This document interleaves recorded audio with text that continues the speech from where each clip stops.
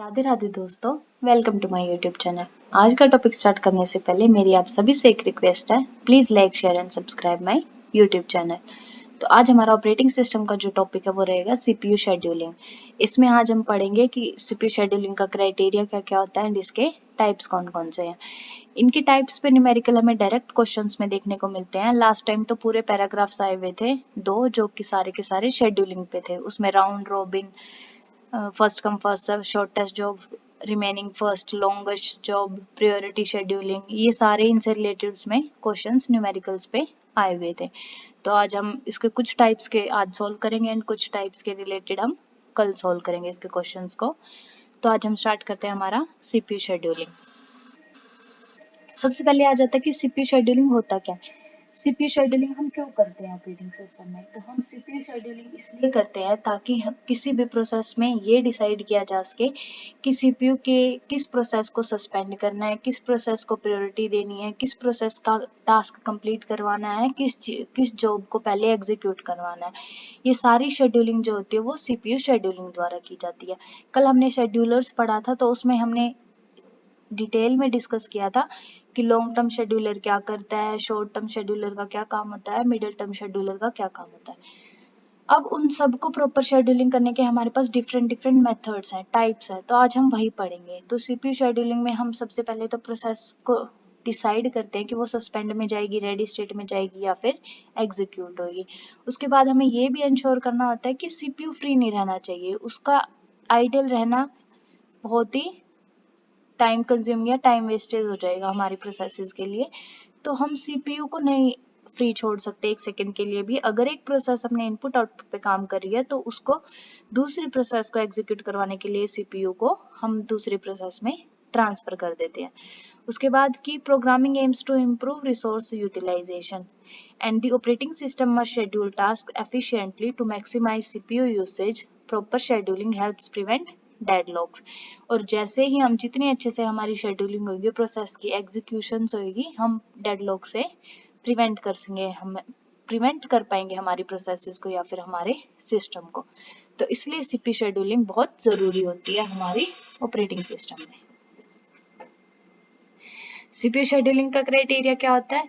सबसे पहले होते है कि हमें कुछ चीजें मैक्सिमाइज करनी होती है और कुछ चीजें हमें मिनिमाइज करनी होती है। मैक्सिमाइज का मतलब होता है कि हमें ज़्यादा से ज़्यादा सीपीयू की यूटिलाइजेशन चाहिए, कि हम जितना ज़्यादा वर्क करवा सकते हैं सीपीयू से उतना ज़्यादा करवाएं, उसको आइडल, उसको फ्री नहीं छोड़ना हमें।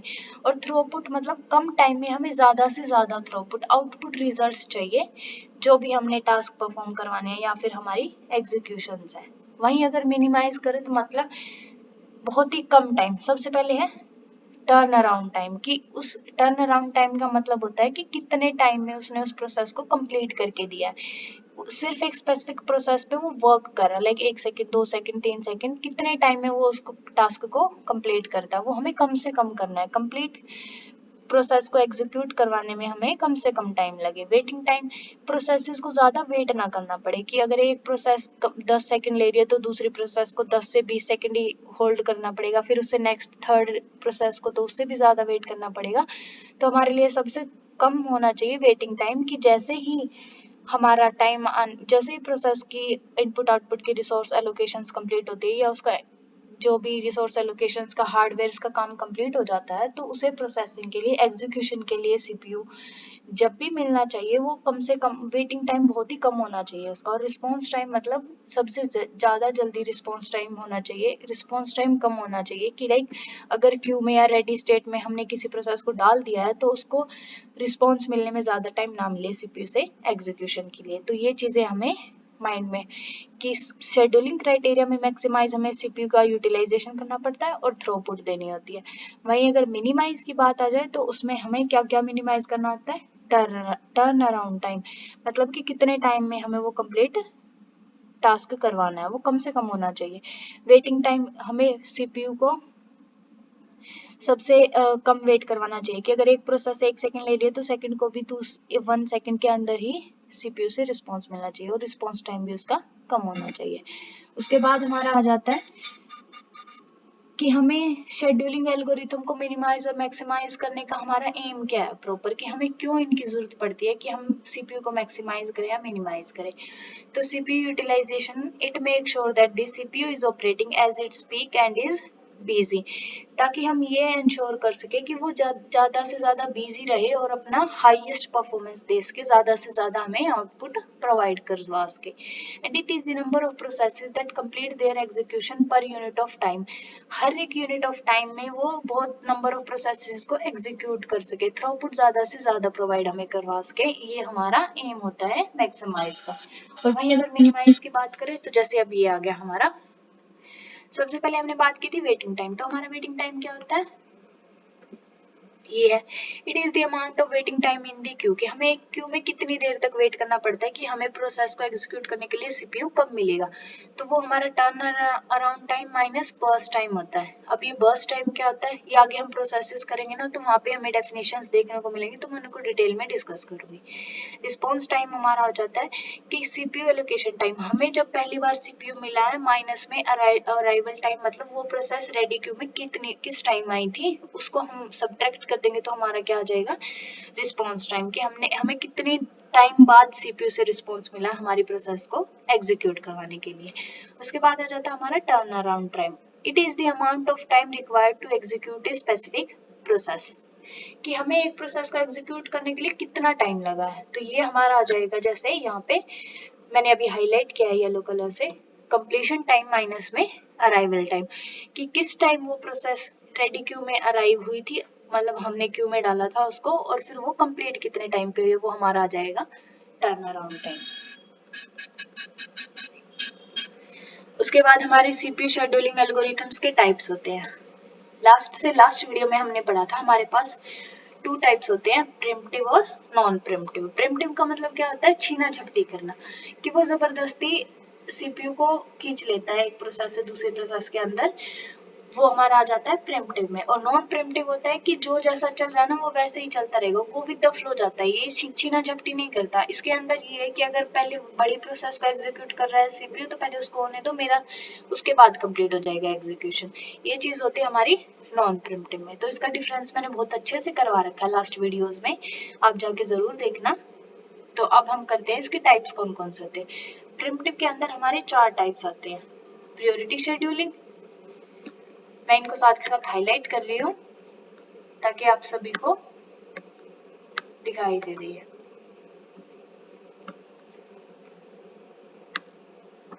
एंड सेकंड वन आ जाता है हमारा longest remaining job short, shortest remaining job first and round robin, ये हमारा आ गया प्रिमिटिव में। उसके बाद आ जाती है हमारी non primitive scheduling. Non primitive में कौन कौन से आ जाते हैं, shortest job first, first come first serve, longest job first and highest ratio response ratio. आज हम सिर्फ पहले 4 करेंगे क्योंकि उनके न्यूमेरिकल्स भी सोल्व करने हैं।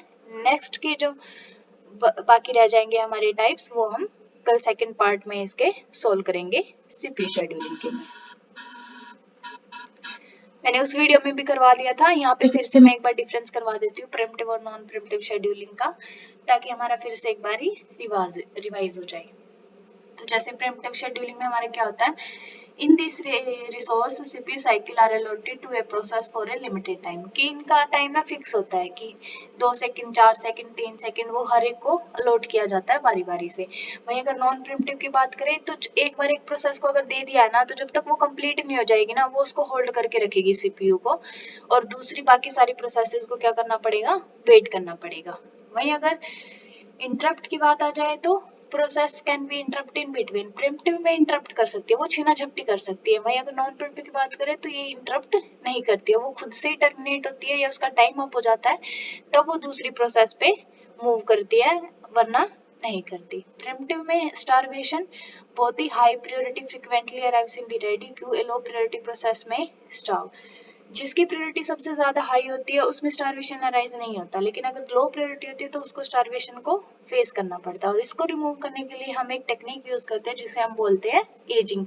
एजिंग के बारे में हम आगे पढ़ेंगे, अभी फिलहाल ये है कि स्टारवेशन का मतलब होता है बहुत लंबे पीरियड तक रेडी क्यू में वेट करना, कि हमें काफी देर से सीपीयू को प्रोसेस एग्जीक्यूट करने के लिए सीपीयू हमें टाइम ही नहीं दे रहा, उस प्रोसेस को बहुत ही लंबे समय तक वेट करना पड़ रहा है, वो हमारा आ जाता है स्टारवेशन के अंदर। वो बहुत ज्यादा लो प्रायोरिटी प्रोसेसेस के साथ ही होता है, तो वो डिपेंड करता है किस प्रोसेस को कितने टाइम बाद सीपीयू अलॉट होता है।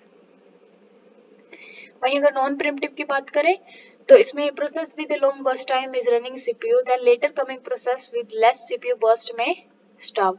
अब इसमें बड़ी प्रोसेस अगर स्टार्टिंग में आ जाती है वो तो एग्जीक्यूट हो जाएगी, लेकिन छोटे छोटे टाइम इंटरवल वाली मतलब स्मॉलर जॉब्स अगर कोई बाद में आ जाता है, टास्क बाद में आ जाता है, तो उसको काफी टाइम तक वेट करना पड़ता है, उसको स्टारवेशन फेस करनी पड़ती है। तो नॉन प्रीम्प्टिव में भी ये प्रोसेसेस के साथ स्टारवेशन होती है।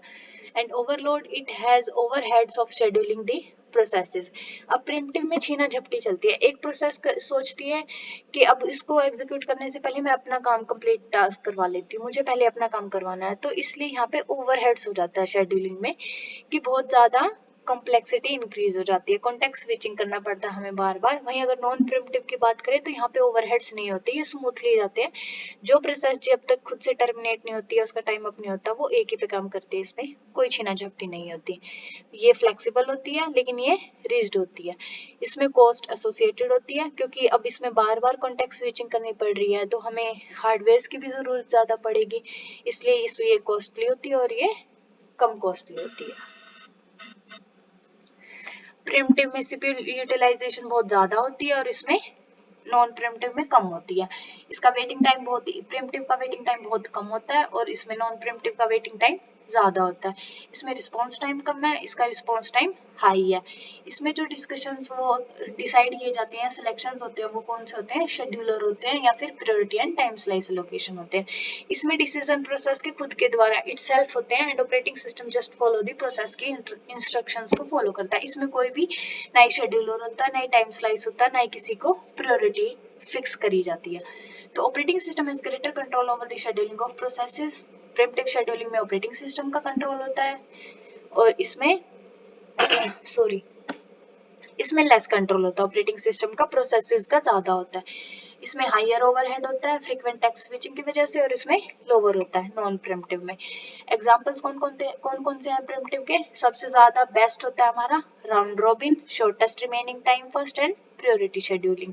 और वहीं अगर नॉन प्रिमिटिव की बात करें, first come first serve, first serve and shortest job first. तो ये हमारे इसके हो जाएंगे टाइप्स। अब हम करते हैं हमारे टाइप्स को डिस्कस। सबसे पहले करेंगे हम फर्स्ट कम फर्स्ट सर्व, मतलब जो पहले आएगा उसको ही पहले सीपीयू को एग्जीक्यूशन के लिए प्रोसेस दी जाएगी। सबसे पहले सीपीयू उसी प्रोसेस को मिलेगी जो सबसे पहले आएगी। अब ये डिपेंड नहीं करता कि वो जो भी कोई भी जॉब है, टास्क है या कोई भी प्रोसेस है, तो वो लेंथी है, स्मॉलर है, शॉर्टर है, लॉन्गर है, इससे कोई मैटर नहीं करता। उसकी प्रायोरिटी ज्यादा है, कम है, इसमें ये मैटर नहीं करता। ये नॉन प्रिमिटिव का टाइप है, ये फर्स्ट कम फर्स्ट सर्व। जैसे the process that requests the CPU first is allotted the CPU first and is implemented by using first in first out queue। इसमें बोला है कि जो प्रोसेस पहले आएगी ना उसको पहले ही सीपीयू अलॉट किया जाएगा। ये नहीं है कि अगर वो छोटी है तो उसे बाद में, बड़ी है तो पहले, या फिर इसमें कोई प्रायोरिटी शेड्यूलिंग या फिर टाइम स्लाइस के हिसाब से कुछ भी नहीं होगा। उसके बाद हमारा आ जाता है it suffers from convey effect. तो अब इसमें क्या होता है कि कन्वे इफेक्ट क्या होता है कि एक बिल्कुल स्टार्टिंग में हमारे पास बहुत ही लंबा टास्क आ चुका है, किसी भी प्रोसेस ने सबसे पहले अपना 8-10 मिनट का एक प्रोसेस सीपीयू को फिक्स कर लिया कि मुझे इतनी देर तक एग्जीक्यूशन करवानी है, सेकंड तक। वहीं अगर उसके पीछे पीछे छोटी छोटी जॉब्स लगी हुई हैं कि 1-1, 2-2 सेकंड में हमारा टास्क कंप्लीट हो चुका है, बट जब तक वो लॉन्गर वाली कंप्लीट करके नहीं जाएगी यहाँ से, तब तक वो उसके ऊपर कुछ भी रिएक्ट नहीं कर सकता। तो इसलिए जो ये शॉर्टर जॉब्स को पीछे वो करना पड़ रहा है ना, स्टाव करना पड़ रहा है, इन्हें बीच में वो वेट करना पड़ रहा है, उसको हम बोलते हैं convoy effect. A long period of wait for allocating the CPU. तो इसमें हमारा सफर करते हैं हम कॉन्वे इफेक्ट से। उसके बाद has a higher average time waiting time compare to other algorithm, simple and easy to implement, not very efficiently. अगर छोटी छोटी प्रोसेसेस हमारे सामने है, जल्दी से हम उसको कवर अप करके फटाफट कंप्लीट कर देते हैं, फिर तो ये बहुत अच्छा है। लेकिन अब ये तो है नहीं कि हर एक प्रोसेस का फिक्स टाइम होगा, ये चीज़ नहीं। ये बहुत ही इजी और सिंपल तो है इम्प्लीमेंट करने में, लेकिन ये बहुत ही ज़्यादा कॉन्वे इफेक्ट भी सफ़र करना पड़ता है इसकी वजह से, और इसमें वेटिंग टाइम बहुत ज़्यादा होता है दूसरे एल्गोरिथम्स के कंपेयर में। अब हम इसके ऊपर एक न्यूमेरिकल करते हैं। इसमें यहाँ पे मेंशन भी है, आप सभी देख लेना अच्छे से। Conway effect causes slow down the operating system for a short period of time, although starvation is the indefinite deferment of a process that is ready for allocation. बहुत ज़्यादा स्टारवेशन की वजह से, ये कॉन्वे इफेक्ट की वजह से operating system को थोड़े से टाइम के लिए स्लो डाउन कर देता है, क्योंकि एक ही ऊपर प्रोसेस चल रही है, ना कोई कॉन्टेक्स्ट स्विचिंग हो पा रही है, ना ही अदर प्रोसेसेस को सीपीयू मिल रहा है। तो इसकी वजह से ऑपरेटिंग सिस्टम का जो क्या हो जाता है, वो स्लो डाउन हो जाता है, या फिर हम अपनी लैंग्वेज में बोले तो हैंग हो जाता है। अब हम इसके ऊपर एक न्यूमेरिकल करते हैं। आप सभी को न्यूमेरिकल दिख ही रहा होगा, जैसे कि for the following set of processes schedule first come first serve policy determine the average waiting time. हमें इसमें एवरेज वेटिंग टाइम निकालना है। तो हमारे पास प्रोसेसेस गिवन है P1, P2, P3 and P4। उसके साथ उसका बर्स्ट टाइम गिवन है। बर्स्ट टाइम का मतलब होता है कि ये कितने टाइम के अंदर प्रोसेस एग्जीक्यूट होनी चाहिए, कि कितना टाइम लगेगा इस प्रोसेस को कंप्लीट होने में, वो हमारा होता है बर्स्ट टाइम। अब सीपीयू उसको कितने टाइम में कंप्लीट करता है, वो हम फाइंड आउट करेंगे हमारे शेड्यूलिंग एल्गोरिथम से। तो हमारा फर्स्ट वन है फर्स्ट कम फर्स्ट सर्व। अब इसमें क्या था, सबसे पहले इसमें अराइवल टाइम मेंशन नहीं है। बहुत सारी न्यूमेरिकल्स में हमें अराइवल टाइम भी गिवन होगा, जैसे 0, 1, 2, 3, 4, कि हमें इस टाइम पे ये प्रोसेस आई, उस टाइम पे, तो उसमें हमारे लिए थोड़ा इजी हो जाएगा। लेकिन अगर जहाँ पे कहीं भी कुछ मेंशन नहीं होगा, तो हमारा हो जाएगा अराइवल टाइम सेम ही रहेगा। ठीक है, जैसे मैं अभी ये लिख रही हूँ यहाँ पे आपके सामने, अराइवल टाइम एंड सबका 0, 0 कर देती हूँ मैं, ग्रीन कलर में मैंने किया यहाँ पे 0, 0, 0, 0। तो ये सबका क्या रहेगा, 0 रहेगा। दिख रहा होगा आपको ये? मैं थोड़ा साइज इंक्रीज कर देती हूँ इसका। ये आ गया हमारा अराइवल टाइम। तो अब सबका 0 है। अब इसमें हमने कौन सा एल्गोरिथम करना है, फर्स्ट कम फर्स्ट सर्व। तो प्रोसेस 1 हमारी सबसे पहले आई थी, सबसे पहले हमारी आई है प्रोसेस 1। ये प्रोसेस 1 आई थी हमने, तो यहाँ पे हम इसका रनिंग स्टेट का एक गैंट चार्ट बनाएंगे, ताकि हमें पता चल जाए कि हमारी कौन सी प्रोसेस कितने पे आई है। उसके बाद प्रोसेस 1 को कितना टाइम लगा, 8 पे अराइव हुई थी 0 पे। उसके बाद हमें कब तक चलानी है, 8 तक चलानी है, ये हमने यहाँ पे 8 लिखा हुआ। उसके बाद हमारी प्रोसेस 2 भी अराइव होगी, और उसको कितना टाइम चाहिए, 15। तो 18 प्लस 15 हमारा हो जाएगा 23। ये हमारी P2 कंप्लीट होगी 23 पे। उसके बाद हमारी P3 आई है, P3 को 10 चाहिए था, तो 23 प्लस 10 कितना हो जाएगा, 33। ये हमारा है कंप्लीशन टाइम, कि हमने इस प्रोसेस को कितने टाइम पे कंप्लीट किया है। उसके बाद हमारा P4 आ जाएगा 7, 33 प्लस 7 हमारा हो जाएगा 40। तो ये हमारी प्रोसेसेस का गैंट चार्ट है। इसके बाद हम अभी पढ़ के आए हैं पीछे कि हमारे प्रोसेसेस में बस टाइम हमें गिवन होता है। टर्न अराउंड टाइम क्या था हमारा, कि हमने कंप्लीशन टाइम कितना है हमारा कंप्लीट, और उसमें से अराइवल टाइम, कि हमने उस प्रोसेस को किस टाइम अराइव किया था। तो अराइवल टाइम मैंने अभी ऊपर दिखाया, सबका क्या था, 0 था। तो सारे अराइवल टाइम्स को अगर हम कंप्लीशन टाइम से, कंप्लीशन टाइम हमारा ये आ जाएगा, जैसे P1 का आ जाएगा 8, अभी मैं मार्क कर देती हूँ, ये हमारा कंप्लीशन टाइम हो जाएगा हर एक प्रोसेस का। P1 का 8 रहेगा, P2 का 23, P3 का 33 एंड P4 का 40। नीचे भी यही मेंशन है, देखो 8, 23, 33 and 40। Turn around completion time minus arrival time. Arrival time सबका 0 था, तो 0 में किसी को भी माइनस करेंगे तो हमारा सेम ही रहेगा। अब हमारा वेटिंग टाइम, वेटिंग टाइम हमारा क्या होता है, कि कितना टाइम में हमने उस प्रोसेस को कंप्लीट किया है, माइनस की उसको कितना रिक्वायर था। जो बस टाइम हमारा होता है कि हमारे प्रोसेस को कितनी रिक्वायरमेंट है उस टाइम की, ये सारी चीज आ जाती है हमारी बर्स्ट टाइम में। तो इसमें देखो 8 माइनस 8, तो ये हमारी आ गई 0। 23 माइनस 15, ये हमारा आ गया 8। 33 minus 10, 23। 40 minus 9 is equal to 33। ये हमारा वेटिंग टाइम आ गया। तो अब हमें फाइंड आउट क्या करना था, जैसे आप अभी ऊपर देखा था हमने कि हमें क्वेश्चन में फाइंड आउट क्या करना है, हमारा एवरेज वेटिंग टाइम। ये रहा यहाँ पे जैसे मेंशन है, हाईलाइट करी मैं इसको, average waiting time find out करना है हमें कि इन प्रोसेसेस का एवरेज वेटिंग टाइम क्या रहेगा हमारा।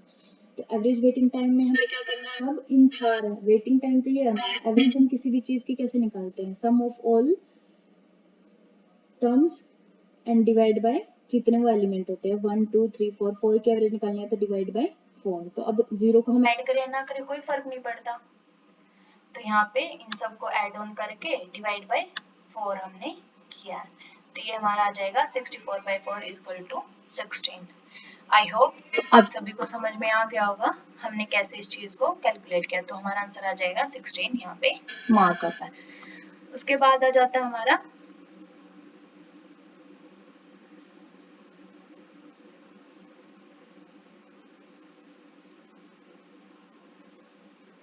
उसके बाद हमारी नेक्स्ट आ जाती है,